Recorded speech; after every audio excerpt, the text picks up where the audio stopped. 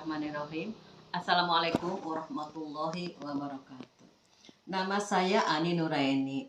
Saya bekerja di SMK Negeri 2 Kuningan, mengajar otomatisasi tata kelola humas dan keprotokolan. Pelayanan prima merupakan suatu upaya perusahaan dalam melayani pembeli atau pelanggan dengan standar kualitas yang tinggi, sehingga hal tersebut dapat membuat pelanggan merasa puas. Manfaat pelayanan prima: 1. Meningkatkan citra perusahaan. 2. Loyalitas pelanggan. 3. Memberikan kesan yang baik. 4. Mendapat timbal balik yang sesuai. Konsep dasar pelayanan prima: 1. Kemampuan atau ability. Misalnya, melakukan suatu komunikasi yang efektif, mampu mengembangkan motivasi, serta mengembangkan humas sebagai alat untuk membina baik hubungan ke dalam maupun keluar organisasi. 2. Sikap atau attitude merupakan perilaku yang harus ditonjolkan ketika berhadapan dengan pelanggan.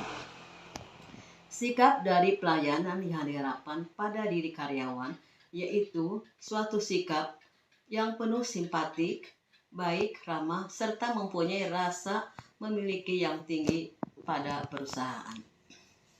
3. Penampilan atau appearance merujuk pada penampilan fisik atau non-fisik yang biasanya merefleksikan kredibilitas perusahaan melalui karyawan kepada pelanggan. Perhatian, attention, merujuk pada perhatian penuh terhadap pelanggan, memiliki kaitan dengan kebutuhan dan keinginan diri pelanggan, serta mampu memahami kritik dan sarannya. 4.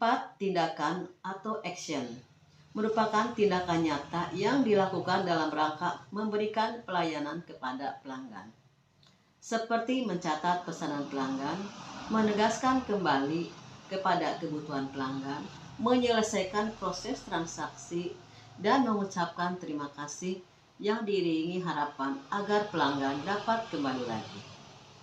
5. Tanggung jawab atau ability, suatu kepribadian kepada pelanggan yang dilakukan sebagai bentuk kepedulian untuk meminimalisir ketidakpuasan pelanggan.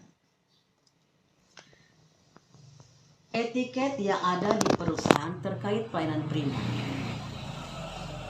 Pertama, yang diperbolehkan: perlakukan semua orang dengan penuh hormat tanpa melihat status, ras, gender, kemampuan, ataupun latar belakang pelanggan. Perlihatkan sisi positif, hindari mengeluh dan bergosip. Menunjukkan keceriaan yang wajar dan upayakan untuk mudah menerima sifat orang lain. Sedangkan yang tidak diperbolehkan, jangan memberikan perilaku yang berbeda kepada semua orang, apapun status, ras, gender, kedudukan, dan latar belakangnya, diberikan perlakuan yang sama seharusnya.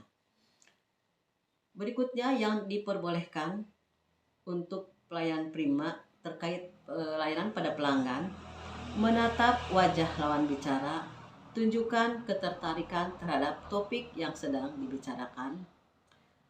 Berikutnya, berteman dengan siapapun serta membangun relasi dengan luas.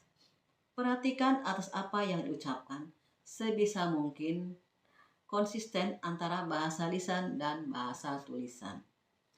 Jika tidak mengetahui perihal sesuatu, jangan pernah sungkan untuk bertanya. Berikutnya, ikuti segala aturan yang ditetapkan oleh perusahaan. Selanjutnya, yang tidak diperbolehkannya adalah pada saat berbicara dengan orang lain, jangan mengalihkan pandangan ke orang lain.